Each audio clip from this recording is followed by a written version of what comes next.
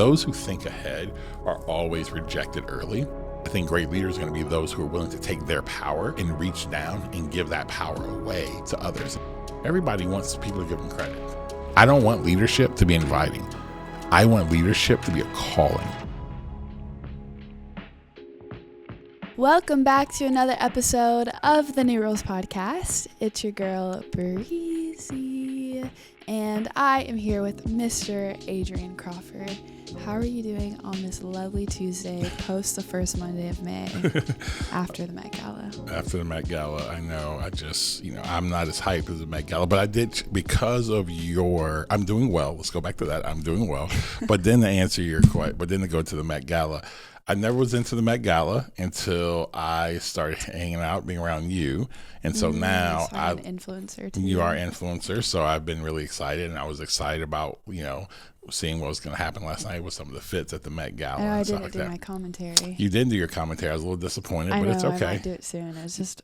But it's a lot. This is one of those, theme was like, I have to know the history of it. Yep. I can't just not do it justice. Yeah. So it was good. It was, the Met Gala is always funny because, you see some people that got great stuff, and then it's like, it's just people. The funny thing for me is when people just go way over the top, and you're like, why? Like, you know what I mean? Like when somebody just goes just with the most extravagant things. What's the example? Like, I'll give you an example. Like Jaden Smith. Okay. He had these killer like patent leather, like New Balance things. Those were nice.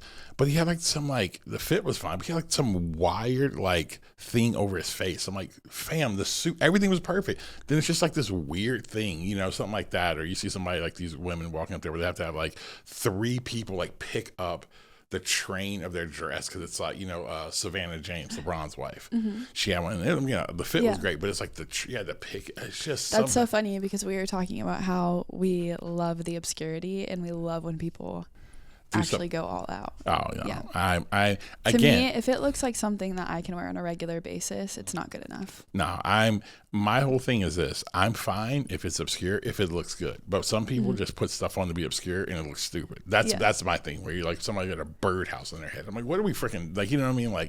It's just dumb. But anyway, that's just my opinion. I'm 46 years old, so I'm a different demographic than you guys are, so it's all good. No, I agree with you. Creativity for the sake of creativity is... Yes, that's my thing. If it's again, because I've seen things that are just crazy, but you're like, yo, I really like that. Or yeah, it's really good. But when it's just that, I'm kind of I like looking at creativity. I like abstract things. But when I'm looking at it, and I'm still trying so what's the point of that? And it doesn't really catch your eye. It's not great. I just think sometimes it's just I also think that what I wish would happen, because the whole point is fashion history. Yep. And to acknowledge the history of fashion. It's an exhibit in a museum that we're raising money for. And a lot of thought goes into these costumes that they decide to wear on the carpet. Yep. I wish that there was some form in the journalism of it where people truly shared a breakdown of why they made the decisions that they made. Because also Jaden Smith isn't really somebody to just randomly do stuff. Yes. And that could have been the decision that was made. Yep. But it's interesting to say, okay, why did you make that call? And maybe I wouldn't have decided for it to play out that way. Yeah. What I will say, and I think this ties into writing new rules, whenever they chose the co-chairs, I thought they selected incredibly, especially for this theme. I was disappointed when I didn't see Jerry Lorenzo as a co-chair. Obviously, we love him, admire him. He does write a lot of new rules, and so it makes sense that he's typically excluded from the regular fashion rhythm, so it did make sense. But whenever I saw he's included in the exhibit, so he is the modern day, Fear of God is a modern day expression of the theme. Mm-hmm. And honestly, I think that's to credit probably the co-chairs. Yeah, no, it is. And I think for him, why I do like him is that he has decided, and this is, true about somebody when you write new rules, is that you have to be willing to live in feeling like obscurity, feeling like rejected, feeling like you don't ever fit in because you feel like you're supposed to do something different. But what happens is that if you stick with it, what you begin to do, you begin to be accepted because society begins to evolve that way. Those who think ahead are always rejected early, and people think they're crazy. They question their motives, they question whatever it may be, because when you have the establishment, most people don't. They want you just to fit in with the establishment, and when you start to disrupt the establishment, what they'll look at is like, oh, you're not just trying to help things. You're just trying to create chaos. You're not fit into our box, fit into whatever. Because it's funny, even in fashion, they talk about so much the creativity, but they want everybody to fit into their box of how they do, runway shows. And if you're not a part of this runway show, if you're not in Vogue, you're not in this, whatever, then then you get ostracized. Versus actually celebrating what got people there, their creativity, their thinking outside the box. And so I love what he's done. He doesn't do the runway stuff and, like out, in Paris or whatever. He actually just does his thing. And, when he does his fashion line, he does it, I think in LA and stuff like that. So I love it. I love what he does. And again, I think people are really trying to accept him. But you know what? Guys like Pharrell and others Pharrell has done a great job of creating those types of spaces for people who are on the, especially Black creators who are on the kind of on the outside. He's brought them in, so that's really cool. Yeah, and I think because we're continuing the conversation on death of reputation, I think that Jerry Lorenzo with Fear of God is an incredible example of somebody who's in an industry where reputation and people's perception of you carries so much weight in what access and opportunity that you're going to be given. And so it's very admirable and inspiring to see him make the decisions and the calls that he's made, even early on in his fashion career, whether it's from working with Kanye or different people that he's worked with or collections that he's done, is inspiring to see. And it's exciting to see all of these years later, them starting to get their flowers for trends they've started and their kind of vision for especially male fashion, like the male silhouette.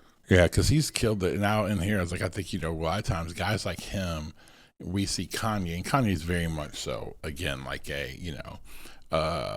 somebody who's an innovator, someone who lives out there and who's created a bunch of different trends. But a lot of times with those guys, they are influenced in their whole style. They're like the mouthpiece of who Jerry Lorenzo was before he became that, right? Yeah. Virgil Abloh, who, that's who a lot of Jerry Lorenzo and Virgil Abloh, they all were together with Kanye.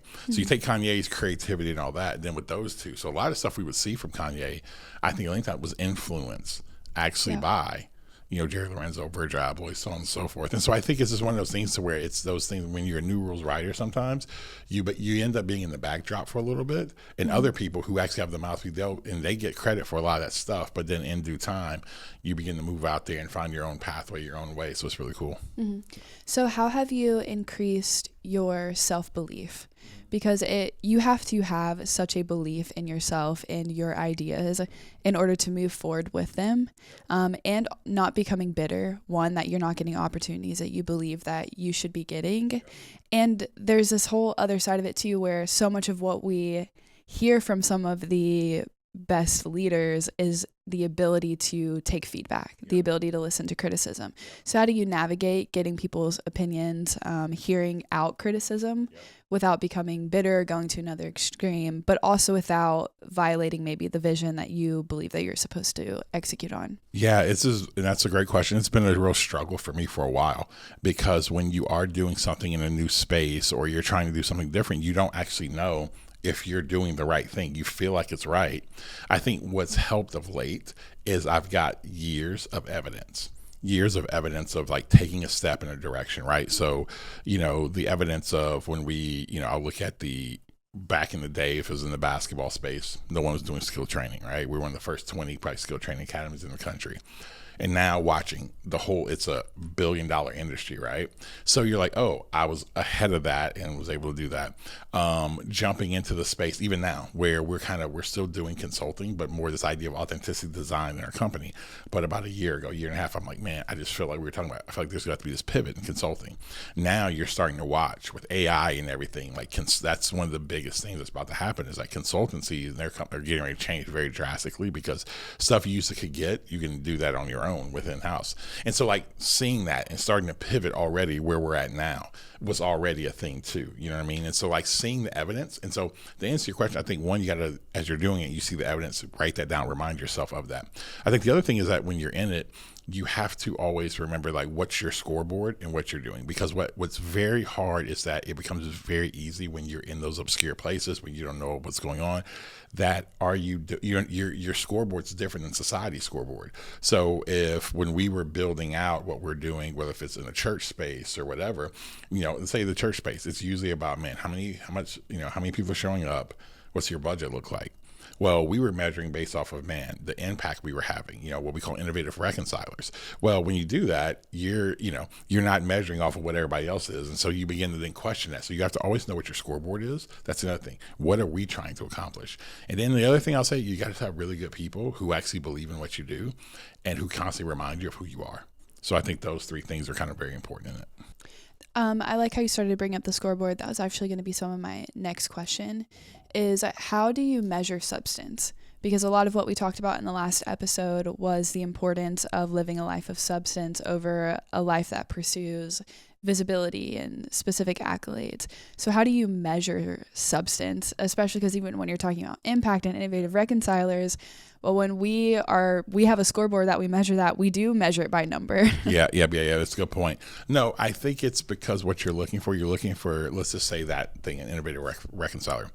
It's the whole thing we say in our world. It's people who are connected to God, one another, and their meaningful work in the earth, right? Or authentic leaders, right? And in the other spaces where we say people are self-aware, resilient, empowerment. What we then is we measure that. We see, are they becoming self-aware? We have testing to be able to do that. Are people resilient?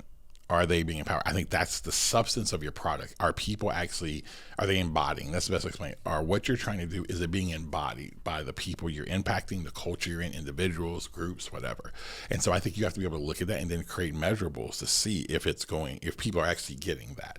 Because it's very easy to, and you get a bunch of followers or people to, see your stuff, but is it actually impacting anyone's life? Mm-hmm. Is it actually impacting anyone's organization? Are you seeing organizational movement? So that's what you want to see. You want to actually see movement, and you want to have measurables for those types of things, not just followers or how many, like you said, innovative reconcilers the number, but the measurements underneath that. In the last episode, we started talking a bit about Gen Z, and even in the last one, our goal was to talk about death of reputation, and we did. We also jumped around a little bit in a few different topics, had a few aired out moments. So if you haven't listened to it, we definitely recommend that you give it a listen. Have gotten a ton of good feedback on the last episode, which is exciting. Specifically whenever it comes to Gen Z, I am Gen Z, so I have grown up in a world where people do gain visibility, not always based off of talent. Yep. It's really based off of how well can you capture a person's attention, or a group of people's attention, whether it's your makeup routine, your morning routine, different things like that. But you believe that there's going to start to actually be a shift. Yeah. That visibility and attention won't just be given to anybody, but it will start to be given to people who've really gone through stuff and have true wisdom, resilience, leadership capacity. What do you think that shift is going to look like? I think what it'll look like, and kind of why I think the shift will happen, is because if you think about this, like cotton candy, for example, right? Like I like cotton candy. You go to a fair, you go to Disney World, something like that. Man, it's great. But eating cotton candy, that's just your entire diet, right? After a while, you're just okay, I'm getting sick. I'm not getting the nutrients I need, whatever. We've lived in a world that's been very much so that, where it's it seems good, it looks good, it's even satisfying for a moment. But what happens, people begin to then, when you start to operate in that, they don't see results, but also they're no, they know there's something deeper that's there. And so I think that's what's about to start to happen. Because see, when everything, again, you have to look at the society. When society is moving up and to the right? And a lot of times, especially in our country, it's dictated a lot by the market. It's dictated a lot by just our freedoms and whatever. But when you start to see things get really tight, where all of a sudden the market changes, money becomes harder to borrow, inflation's up, whatever. Now, all of a sudden, what you begin to see is people then really, because you can kind of live in that surface level world when things are up and to the right. But when I always tell people, when ish hits the fan, dude, you want real wisdom. And so I think what that's going to look like is that you're going to see people who have been doing things for a while, who all of a sudden is going to feel like, man, it's going to feel like they just popped up on the scene. But then when you do the research on them, you're like, man, they've been doing this for 25 years. Man, who is this person? They just seem like they just popped up here. Because what's going to happen, you're going to just hear so much of like wisdom, real life stuff that's been tried, stuff that's been tested, stuff that's been thought through, stuff that people have, I mean, they have wrestled with, they have scars for it. I think you're going to start seeing that. Now, again, that doesn't have, it's not about age either. You know what I mean? It could be someone who from the age of 5 has been, focused on one thing. You know what I'm saying? Something crazy like that.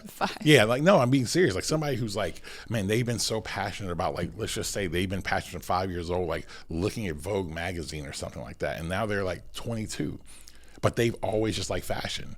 Well, for 17 years, they've like, you know what I'm saying? They've been like looking at magazines, doing this, watching shows, and maybe putting their own lines together, whatever it may be. And then, so it's not about age. So I want to be really clear, because I think sometimes when people who are my age say that, we always think, okay, well, when you're in your 40s, your 50s, your 60s, you do that. But I will say there is a need for elders. In our society right now, there is a need for elders. Every society in human history, when you don't have elders, those who are older actually helping, society begins to crumble. And I think that's what's going to happen. You're going to start seeing those who are older. You're going to see those who are older who actually do care about your generation and the generation below that, to say, man, no, we want to give you wisdom, not to stifle you, not to crap on you, but to actually be a guide to help you, because I think that's it. So I think you're going to start seeing those who are older really impacting that next generation as well. Why do you think that adversity is a key piece of leadership formation? Because it builds inside of you. Well, here's what adversity does. You can all have all types of ideas on leadership, all types of pithy sayings that you hear online, or you read in a book. When adversity hits, it separates the real and the fake. It lets you know, is this just a saying or is it actually real to you? And I think that's why adversity grows you in leadership, because it brings a greater level of depth to you.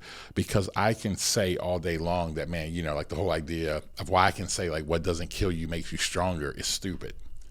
People say it all the time, what doesn't kill you make you stronger? Well, that's dumb, because when you actually now go through stuff and you actually process what you went through, you're like, oh, if I didn't process this would emotionally kill me. This would emotionally kill that relationship.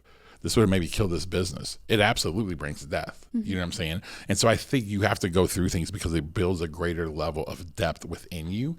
And it allows you to move through the world to make greater impact. So I don't believe, unless you're having adversity, you don't grow. I mean, think about it. You work out. You have to have resistance against your muscles for those to grow. Anything in life that gets success, there's resistance first to do that. So that's why I think adversity, to become a great leader, you're going to have to go through things. Alongside endurance, what other character traits do you believe are going to be present in the next era of leadership? I think what's going to be there as well is going to be people who, and we use this a lot, but I think people who are non-anxious, like people who are those types of leaders who can have empathy for people, but also don't allow the anxiety of other people to push. It's like, that whole thing of what we like to call a self-differentiated leader, someone who knows who they are and they care about society and the world and those around them, but they don't allow their fears to dictate who they are.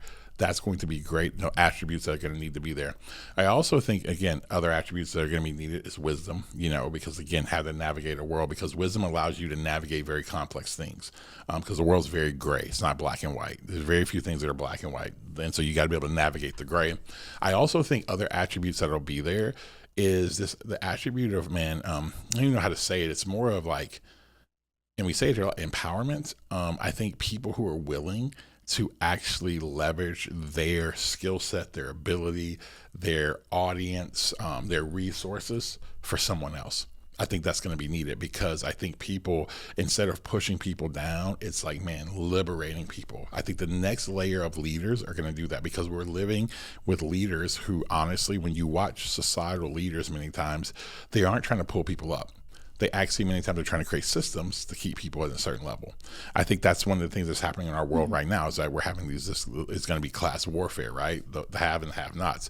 I think great leaders are going to be those who are willing to take their power, who have, and reach down and give that power away to others. And what I mean by that is that when you give power away, it's like, no, people who have worked, you're able to give them opportunity. It's not you're giving them things, you know what I'm saying? You actually give them opportunity to actually take that step in their life. I think that's going to be needed as well. And do you think that the leaders who have resilience, are self-differentiated, non-anxious, and have the ability to empower, do you think that they're going to have a good reputation? Do you think they're going to get applause from the world as a whole? Or what do you think the experience of that leader is going to be? I think it's going to be, it's interesting. I think it's going to be depending on where you're at in your journey.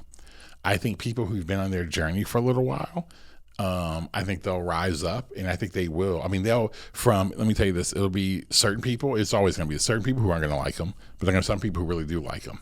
Now, I think when you're younger in your journey, you're actually developing what the next thing is. You know what I mean? And what I mean by that is that you're actually working to develop and see things that maybe 20 years from now, society's going to need.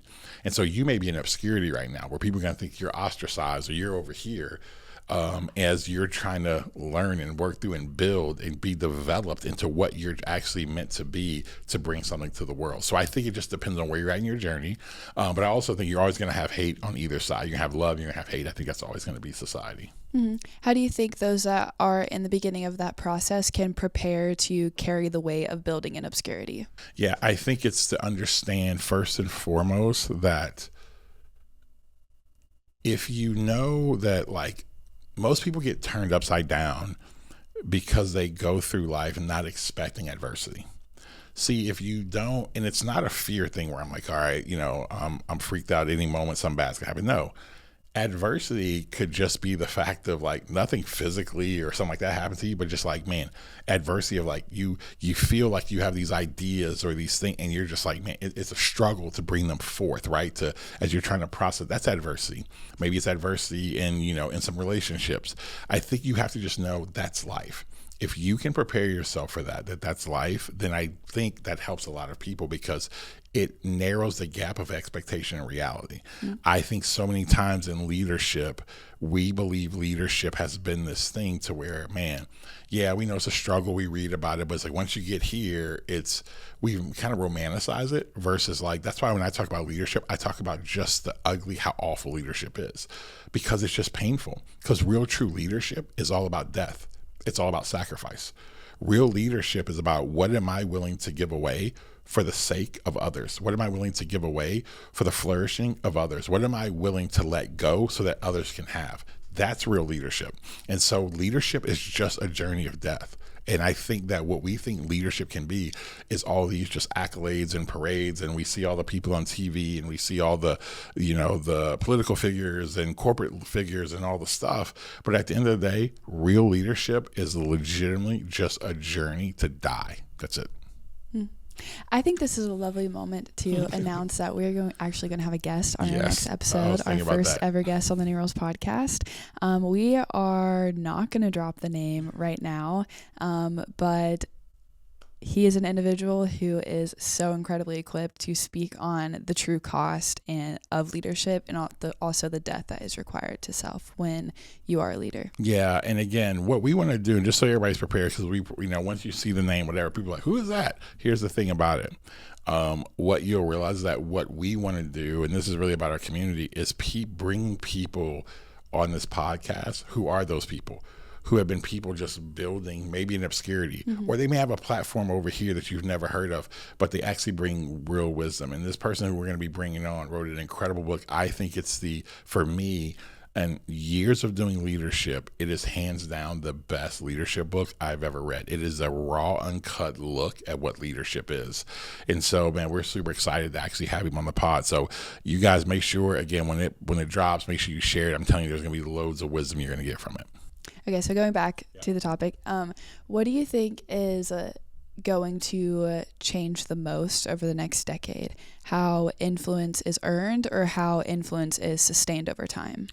I think what will change the most is that it will be leaders who will have, I believe, influence, will be leaders who you may not even know about, or you may... only way they get elevated is because somebody else elevates them. That's where I think real leadership is going to be. I actually think it's a smart thing of leadership in the future.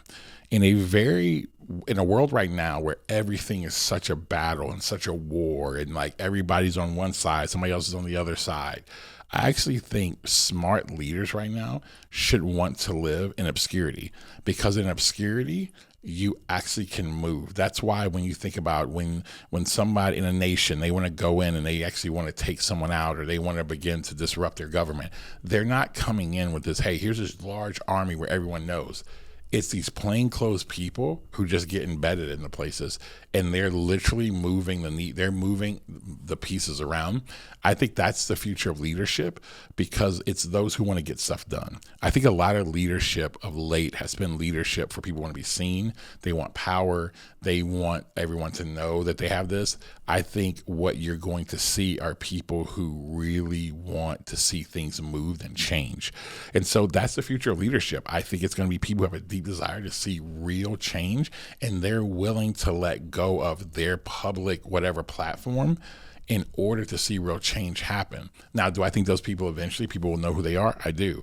But I think it's going to be people who just move in the shadows, and people are going to be curious about like, how in the world did this, like, how is he? Who is that? Why are they there? And it's funny. It's because it's one of those things right now, even personally, I'm starting to experience because of just being in certain areas and spaces where people are really perplexed by me. They're perplexed by the fact of like, oh, he's in this world that has nothing to do with this. And some people are like, oh, I know him as a pastor. How's a pastor doing this? Oh, I know him as this entrepreneur. How's he doing this? Or I know him as a father. How's he doing this? I know him as somebody who talks a lot about race and actually building reconciliation. How's he doing this? It's because at the end, it's being able to fight to try to build is about impact for me. It's not about anything else. It's about genuine impact that happens. And so I think that's going to be the future, honestly, of leadership. Yeah. And I want to dive into that a little bit more, because I think, we're talking about the ideas on what we think is going to be important in the future, but how that plays out in practical decision making and everyday decision making. That's where it's more challenging. Yep. Mm-hmm. Because there have been opportunities over the past few weeks, over the past few months. We've sat down at this table and you've said, somebody has asked me to take on this role or take on this position. Should I do it? And the conversation has been no. Yep. Even though that role would give you more visibility, maybe it would give you more quote unquote like credibility within a certain space. But the conversation that we've had is, yes, maybe it will come with more momentary visibility, but we're trying to build something more long term. And because we believe in the philosophy that we're talking about so much and what is needed for the future, we also believe that there's a component of visibility that actually hinders your ability to make impact, because more people are trying to hinder where you go. They know what you're trying to do, what you're about, and they're trying to keep things from moving forward. And so we've actually taken an approach where we've made decisions that give us less visibility within a moment, which is painful because in the conversation, it's opportunities that you've wanted for a really long time. Yeah. And you're making the decision where it's like, I would feel so good about myself if I were to take this on. So what has that experience been like for you? And why do you ultimately make a different call than what would feel the most maybe admirable or accepting to yourself within the moment? Yeah. And I also think, and add to that, I think also would, could elevate, like our business and things like that, because like, oh, you're, doing that.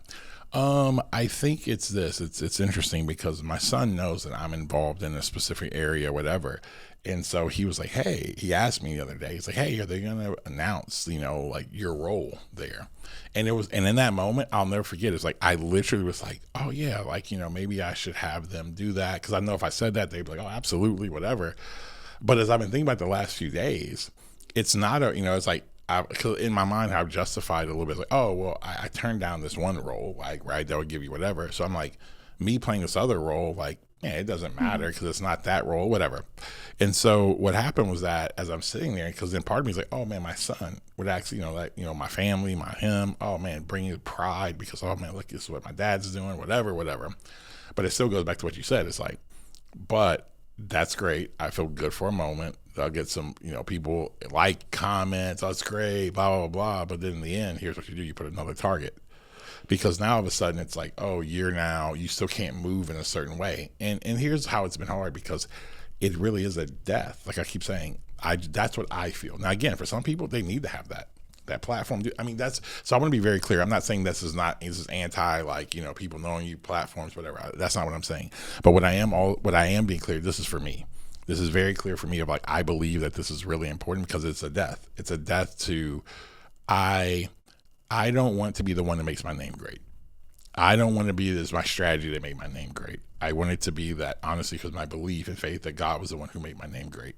And I think the way that you do that's through service. I think it's through obscurity, it's through service. And then however that gets elevated, because at some point, and at times it has been elevated, it has nothing to do with like, oh, I had the best strategy for elevation. Mm-hmm. It was just that. Because then what I can do is always point back to, man, God actually did this. And that's the thing. When people say that, it's like, no, I have a work to do.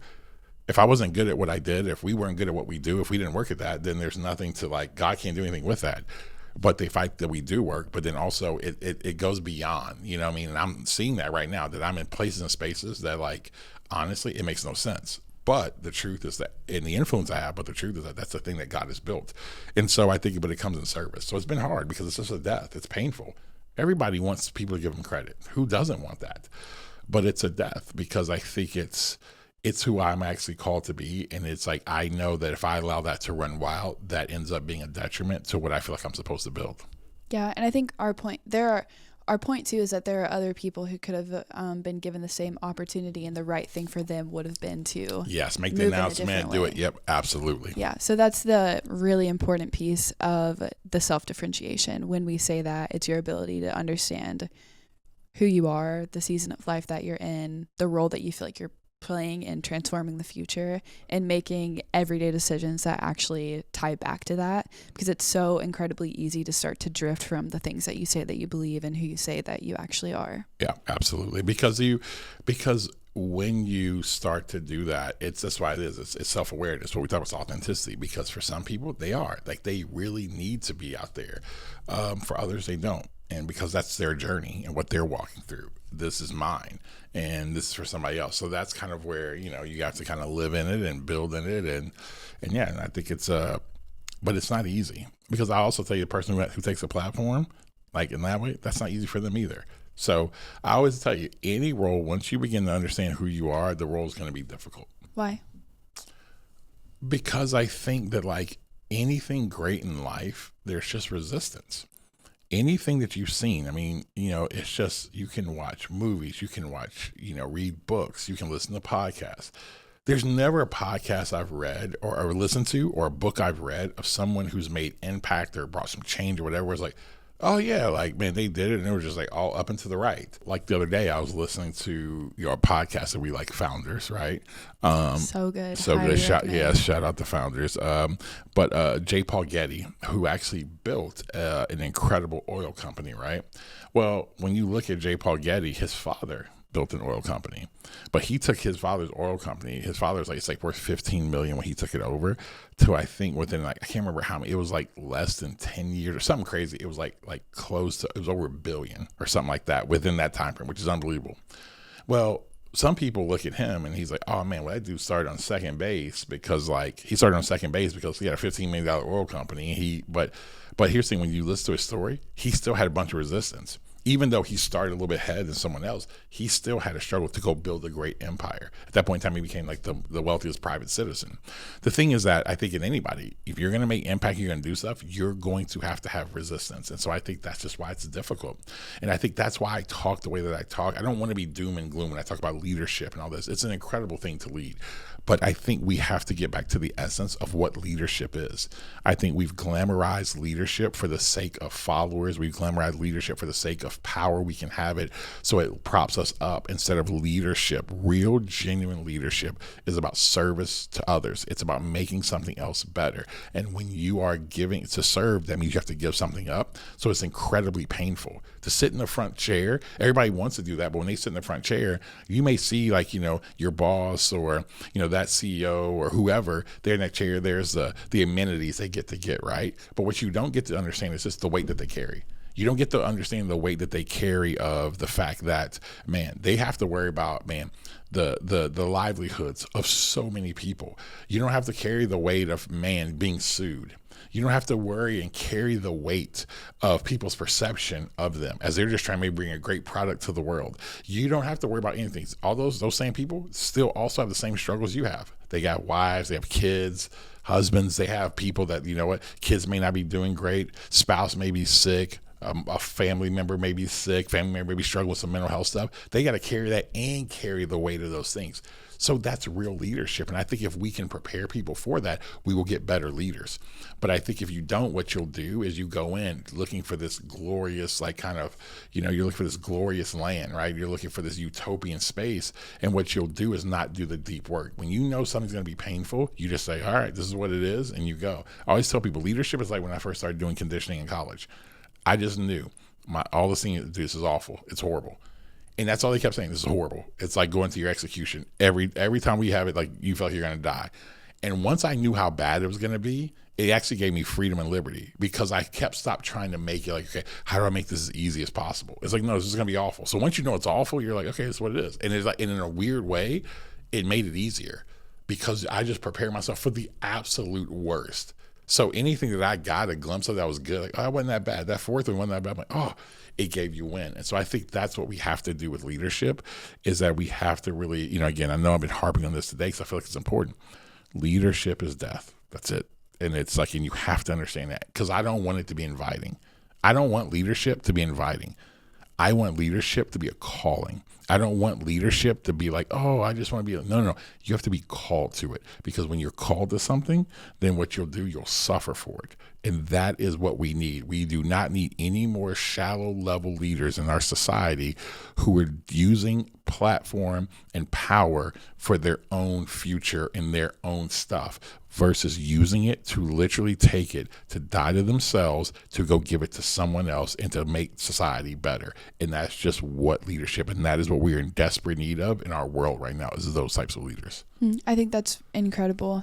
How can you tell whether you're looking inward at yourself or whether, I was going to say whether you're looking at somebody else, so let's just start inward. Yeah.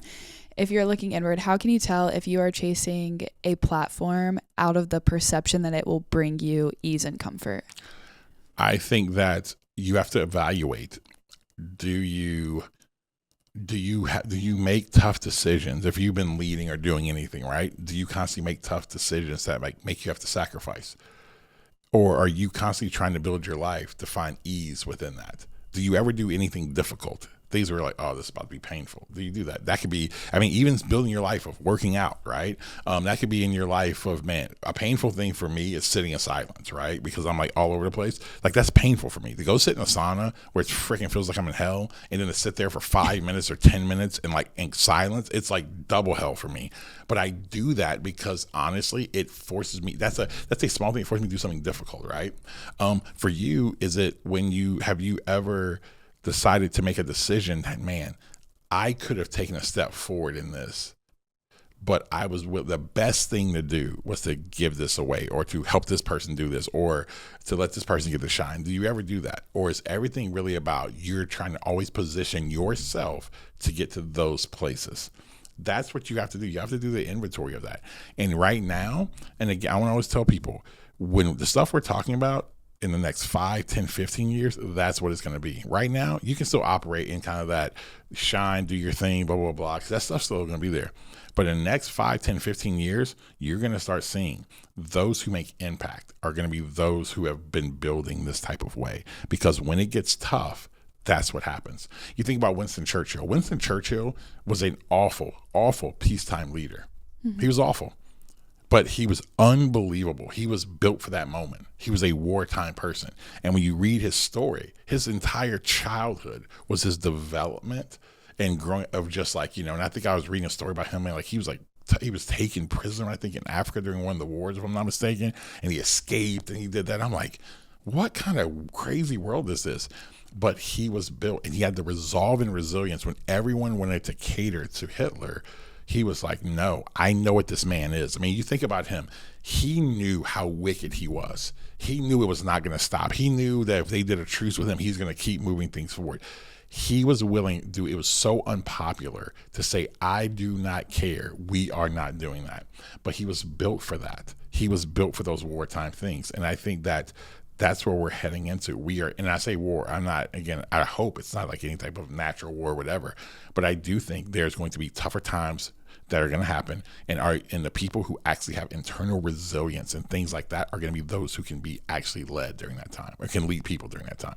Well, guys, I hope today was helpful. What I want to leave you with is this simple thing, because this is kind of the echoing theme today, is this idea of leadership is death. And I hope it does grip you. I hope that hearing that, it makes you think about leadership in a different manner, because it's so incredibly important in the world that we're heading into to have the right type of leaders. We are living in the greatest leadership crisis statistically than we've ever had. And the reason why is because we have shallow leaders. We have leaders who do not have internal substance, have not worked on their internal frameworks in order to lead. They've been able to lead in peacetime. But when you begin to go in wartime, and what I mean by wartime, difficulty, resistance, things that come against you, markets changing, global things shifting, whatever, you have to have those who have been building and understand that their leadership is all about their death in order for the betterment of other people. Until next time, keep writing new rules.